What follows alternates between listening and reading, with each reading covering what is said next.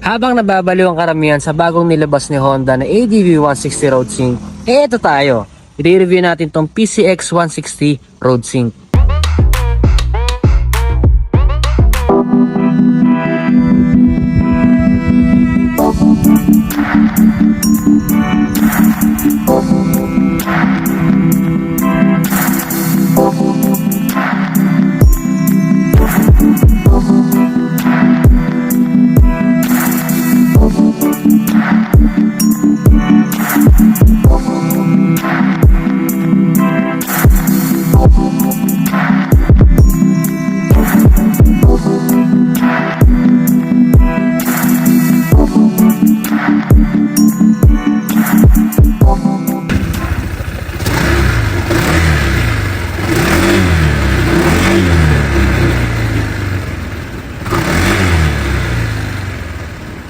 Gumagamit si PCX 160 Road Sync na 157cc displacement, liquid-cooled, single overhead cam, single cylinder, 4-stroke, 4 valves, ESP Plus, may bigat na 133 kilograms.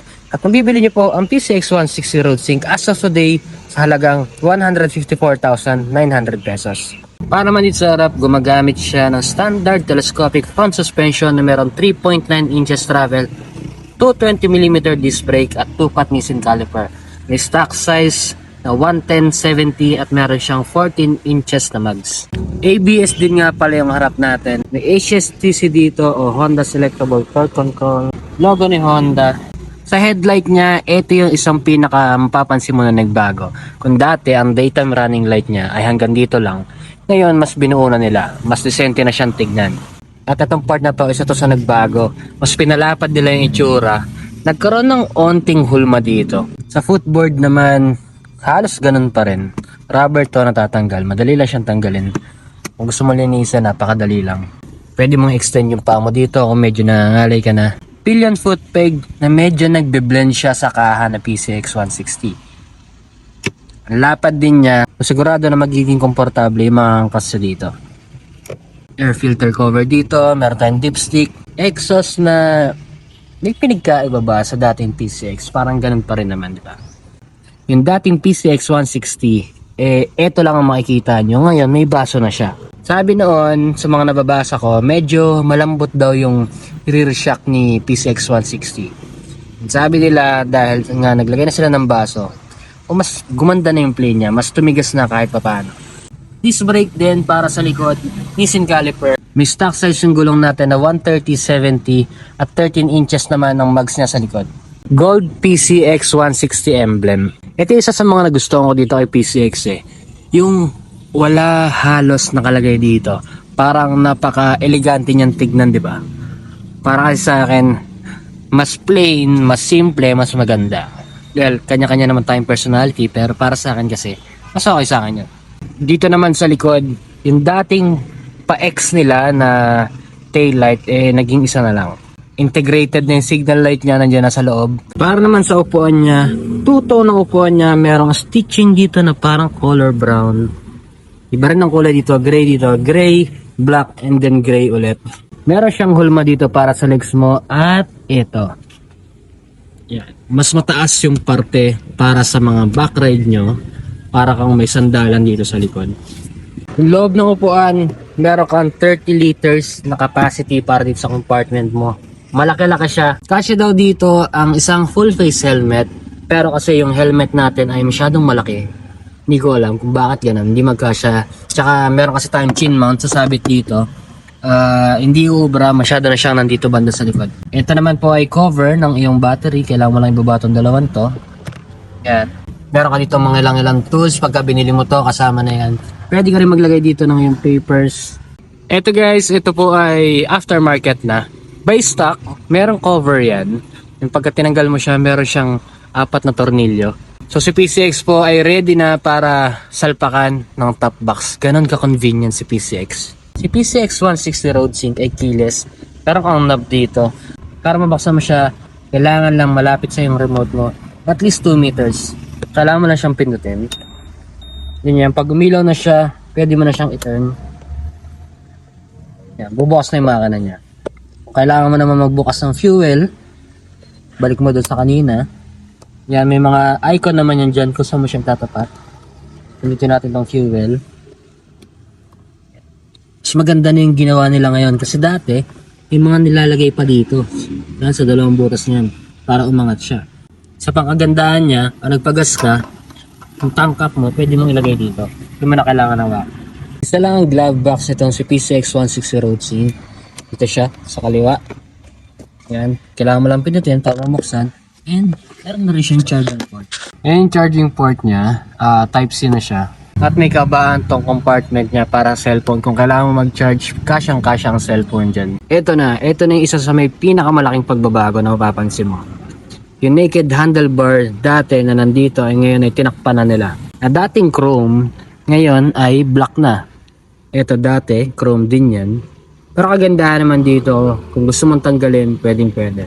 Side mirror na ganun pa rin gaya sa dati. Brake lever na hindi adjustable. Pati sa kanan po ay ganun pa rin. Hindi rin siya adjustable. To the left handlebar, simula na sa taas na nakikita mo dito ang iyong passing light, low beam at high beam. Traction control button, yes. Pwede na nating patayin yung traction control natin na napakadali. Mamaya papakita ko sa inyo kung paano. Meron tayo dito maliit na analog, maliit na busina na nakablend na naman dito sa iba't ibang buttons. Nandito ang iyong signal switch. Para naman sa kanan, nandito naman ang iyong idling stop switch, hazard switch at ang iyong ignition. Dito na maraming mangyayari. Meron tayo dito ang 5-inch TF display na dati makikita nyo ay puro color blue lang. Colored naman siya pero hindi siya ganito kaganda.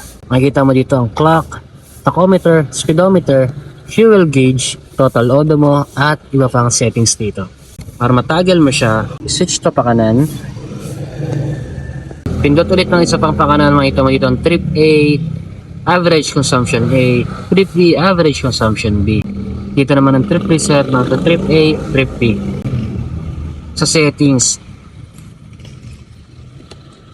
display type. Kung napansin nyo sa mga dati nating ni-review gaya ni CB650R, Honda XADV, halos ganito na yung mga settings sila. Dito ang bar, circle, at simple. So kanina nasa bar tayo, try na circle. Ano yung itsura niya? Yan ang itsura niya. Yan yung simple naman. Yan, sobrang simple lang talaga. Hindi mo naman, wala na yung tachometer o kung ano mga nandyan, nawala na lahat. Brightness, pwede mo siyang i-adjust. Pwede mag-manual. Up to 8 levels, pwede mo siyang i-adjust. Or pwede ka rin naman naka-auto lang. Background, pwede mo siyang gawin black. Pwede mo rin siyang gawing white o auto lang din. Favorite info, yung baguhin dyan. Ito na yung Bluetooth pairing reset. Dito nagagana yung road sync mo. So, try natin. I-connect mo na sa cellphone. Kailangan nyo lang i-download tong Honda Road Sync. And then, hanapin nyo dyan yung PCX160. Start pairing. Honda BT. Yan na, connected na. Yan, lalabas din yung weather, message, music, at kung ano pa mga navigation na nandito. Try natin dito. Kailangan naka-on ng microphone mo para magamit mo siya. Navigation, weather, message, music, at yun, allow notification to be sent. Kailangan mo lang i-accept ang lahat. Try natin tong navigation niya. For example, pupunta tayo sa isang gas station. Yan. Lalabas na siya dito. Yan, kung makikita nyo. Yan. Para maback mo siya, kailangan mo lang i-hold tong right analog. Wala na siya. Hindi ganun kalaki yung kinakain niyang space. Dito lang siya sa right side. No? Hindi gaya pag sa mga cellphone, nasanay tayo ng isang boom screen. Para mapatay mo yung traction control, kailangan mo lang tong i-hold. Yun, nakita nyo, lumabas doon. Nakapatay na siya. Para mabuksan, hold mo lang uli. Okay na ulit yung traction control mo. So yun lang naman mo, okay na tayo dito sa motor. Seat height check na tayo. Seat height check, I am 5'9", 7'7" kilograms. May seat height na 764 mm. May ground clearance na 132 mm. At ito ang nila. Sobrang flat-footed tayo. Mabait na yung tuwid tayo. Kahit sa mga kababayan natin na average lang yan, basic na basic na sila. Ito yung turo natin, tumatakbo. So mag-extend, gabay ka lang. Hindi lang yung sobrang straight na tuwid. So, yun lang naman. So, kasi natin itong motor, kaya tayo. Body position natin, we are on a very upright position. Dahil nga naka-scooter tayo, no, sobrang relaxing position natin. Pwede pa nga tayo mag-extend ng paa pagka nangalay tayo. Napansin ko lang sa bike na to, pagka cold start mo, pag bago pa siya, medyo ma-vibrate yung motor. Pero habang umiinit naman, paganda ng paganda. Gaya ngayon, ang smooth niya na. Halos wala na ako nararamdaman ng vibration. By the way guys, hindi nga pala siya dual ABS. Yung harap lang ang ABS niya. Nakakatuwa yung torque nito eh, oh. Lakas eh. Testing natin sa stretch.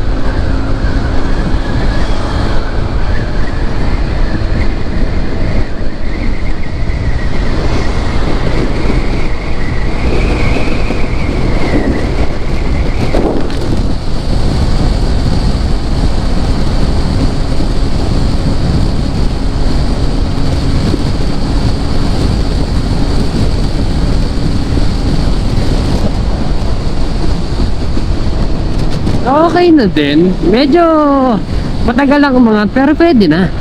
All stock pa naman yung panggilid nito eh. Onting kalikot mo lang dito, all good sa to. Feeling ko, kung torque lang naman pag-uusapan, kung hindi naman duluhan, arangkada, mga ganyan, pwede itong itapat sa NMAX saka Aerox eh. Hindi yung turbo ah. Kasi mayroon yung parang sports mode eh, yung turbo eh. Ang isa pang napansin ko sa motor na to eh, yung upuan niya. Di ba nabanggit ko nga kanina na meron siyang parang curve o may hulma yung upuan. Mas mataas yung sa likod nyo. So meron kang parang sandalan. Yung petal mo parang meron siyang sandalan. Okay siya. Ang problema lang eh, pag gusto mong mag-adjust, gusto mong mag-stretch ng paa, parang wala ka ng choice kasi kakalang ka na dun eh. Kunyari gusto mong i-diretso yung paa mo, gusto mong matras sa upuan, eh hindi ubra. Nakakatuwa tong dash natin eh. Kahit na nakababa yung inner visor ko, smoke yun, kitang kita ko pa rin, sobrang liwanag niya. Lahat ng details niya kita ko. Lahat na nakalagay dyan, napapansin ko. Ang laki ng side mirror nito, kitang kita ko yung mga nasa likod eh. Yung motorista dyan sa likod, kitang kita ko. Kung i-compare ko sa ADV natin, yung settings nun ngayon na naka 16 grams na straight flyball, 1K ang center at clutch spring, naka regroove na rin, pareho na sila ng takbuhan eh. Naka top box to ngayon to PCX. Yung motor natin may top box, then naka crash guard, pareho sila ng takbuhan eh. Feeling ko mas malakas to eh. Ang ganda ng arangkada nito. Yun nga lang, kung gusto mo ng onting dulo pa, medyo magkakalikot ka lang ng onti sa panggilid. Napakagaan ng motor na to. Napakadaling maneuver. 133 kilograms, hindi mo mararamdaman sa kanya yan. Gaan. Meron pala akong specs na nalimutan banggitin dito sa motor na to, no? So guys, si PCX 160 Road Sync ay merong 11.8 horsepower at 8,500 RPM at meron namang 14.7 Nm of torque at 6,500 RPM. Kalimutan natin banggitin yung kanina. Pag na lang din naalala ko, naisama pa natin, naisingit pa. Testing natin ang overtaking power nitong si PCX 160 Road Sync. Medyo mabilis yung takbuhan dito na ibang sakyan pero try natin. Yun no, kaya pa rin eh. Okay, ito si PCX 160 na Road Sync, pero feeling ko naman same engine lang ata siya compare sa dati, compare dun sa last version. Meron na sigurong nabago onti sa mga aerodynamics niya dahil meron mga ilang parts o parte dito sa kaha niya na nabago. Malaki rin kasing ano eh, malaking tulong yung mga ganun eh. Feeling ko talaga mas malakas siya humatak compare kay ADV. Ang pagbabasihan mo na lang naman dyan eh, kung anong mas trip mo. Kung itong PCX, ganitong style, ganitong itsura, o yung ADV. Depende na lang din sa personality eh. Kung ako naman ang papapiliin, syempre, ADV pa rin tayo. Kaya ngayon yung pinili natin nun eh. Pero, isa to sa naging choices natin bago natin kinuha yung ADV na yan.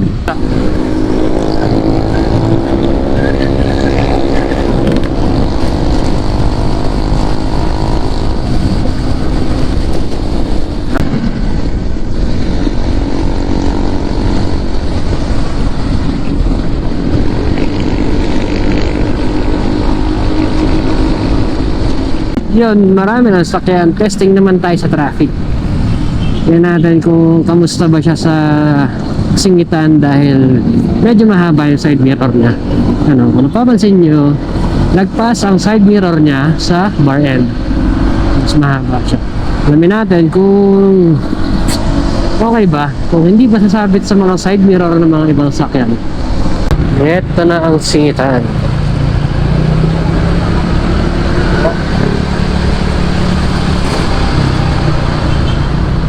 Ay, naka-go. Papunta tayo ngayon kay Honda Flagship Parañaque. Nabanggit ko na rin lang si Honda Flagship Parañaque. Gusto ko lang magpasalamat sa kanila dahil sila ang nagpapahiram sa atin palagi ng motor para mapag-review, no? Para ma-share ko sa inyo yung mga specs kung kamusta ba yung motor. Maraming salamat Honda Flagship Parañaque. At syempre kay Sir Reggie, maraming salamat Sir Reggie. Marami silang naka-discount ngayon na motor. Parang ang lalaki ng discount nila eh, 40,000 sa mga big bikes. Guys, try nyo, i-check nyo, napakalaking discount nun. Puntaan nyo lang sila, search nyo sa Google Map or mag-inquire kayo sa Facebook nila, Honda Flagship Parañaque. Napakarami rin nilang display doon, from small bikes to big bikes, from 125cc to 1000cc meron sila. Kompleto sila doon. ADV 350 meron sila. ADV 160 Road Sync meron na rin silang paparating. Ayan, konting singitan. Kaya ito lang tayo, kakaliwa kasi tayo eh. Wala din. So kung wala man tayong madaanan na masisingitan dahil pagdating natin doon sa service road ay two-way na lang, nangyayari na magiging counterflow na. Feeling ko naman hindi ka gaano mahihirapan dito sa singit. Gusto ko lang din kasi ipakita sa inyo. Pero feeling ko naman hindi ka masyado mahihirapan dito dahil ang ganong motor 133 kilos lang siya. Sabayan mo pa ng mababang ground clearance at seat height, hindi ka mahihirapan mag-lean ng motor pag sisingit-singit ka. Medyo iiwasan mo na lang dito is yung side mirror niya. Dahil sabi ko nga kanina, medyo mahaba siya. May possibility na sumabit ka side mirror ng iba. So guys, bago natin ibalik tong motor na to at bago natin tapusin tong video na to, gusto ko lang munang batiin si Vadeworks TV ng isang maligayang kaarawan. Mabuhay ka hanggat gusto mo, uminom ka hanggat gusto mo, mag-ride ka hanggat gusto mo. Kung sabi ko lang sa'yo ay bading! Kung nagustuhan mo tong video na to, please don't forget to subscribe, leave a like and comment, share this video, and ring the notification bell. Kita kits, susunod na biyahe. May mga i-review pa tayo guys. Kita kits!